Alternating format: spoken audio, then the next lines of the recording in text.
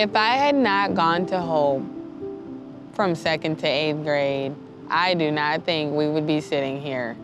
I could have easily became a product of my environment, and actually for a long time I was. Me and my 4 brothers were raised by our grandparents, and so, you know, all of our life, our mom struggled from drug addiction. The neighborhood we lived in was gang affiliated, and so that was one thing, and so sometimes there would be shootouts around the neighborhood, and a lot of the things that were happening, we just kind of bottled inside because we didn't want to look weak, and so that was the world that we grew up in. So Mrs. Brown was my 2nd grade teacher. She was my first teacher at Hope Academy. She was like a breath of fresh air for me. I just remember her being very joyful. She also was not shy from, you know, letting us know when we weren't doing something right. So it kind of felt like a mom too. After school one day, we were going into the car, shut the doors, and just started hearing these loud shots. Then I remember my cousin getting shot near her right shoulder and just hearing her screaming, and then I felt a bullet go through my left arm. It was super scary. My 4th grade class came to the hospital. I was super surprised because I didn't know they were coming, and like my best friends at the time, they like were crying and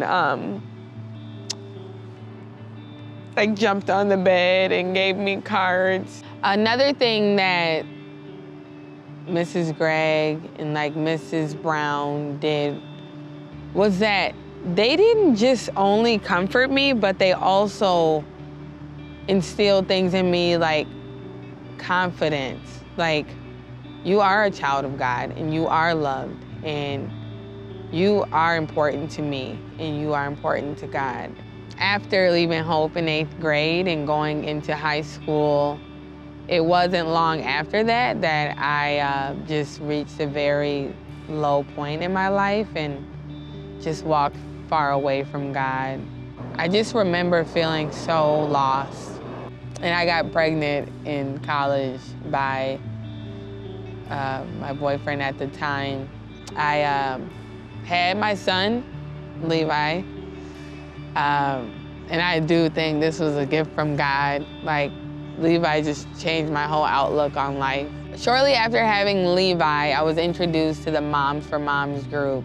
It just so happened that Mary Brown and Lucy Olson, Kendra Peterson, a bunch of the staff from Hope Academy were all involved. Oh, it was so nice to be back in this setting with just safe adults that I knew loved me and had my best interest at heart.